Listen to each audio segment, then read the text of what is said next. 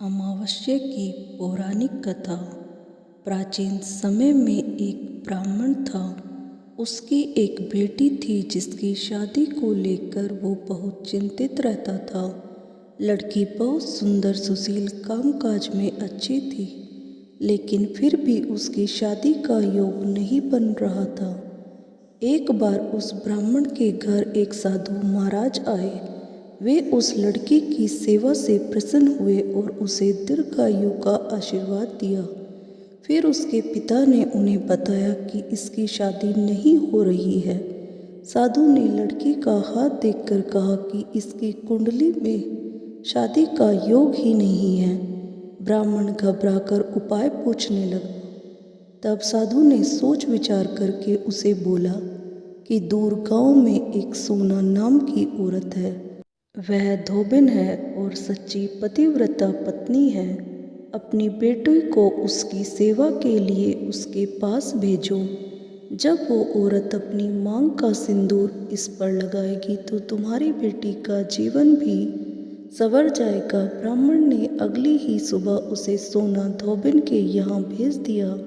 धोबिन अपने बेटे बहू के साथ रहती थी।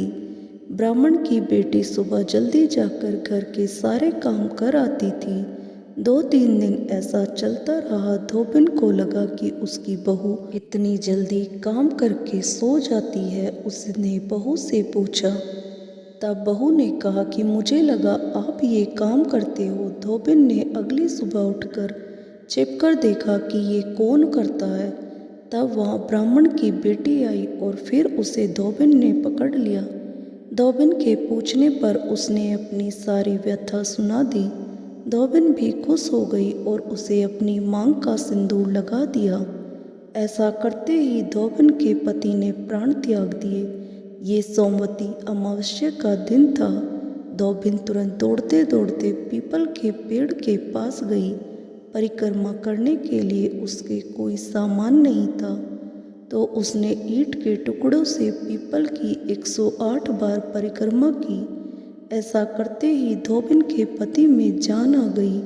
इसके बाद से इस दिन का हर विवाहिता के जीवन में विशेष महत्व है। वे अपने पति की लंबी आयु के लिए व्रत पूजा संपन्न करके यह कथा सुनती है। कुछ समय बाद ब्राह्मण की कन्या का अच्छी जगह विवाह हो जाता है और वह अपने पति के साथ सुखमय जीवन व्यतीत करने लगती है।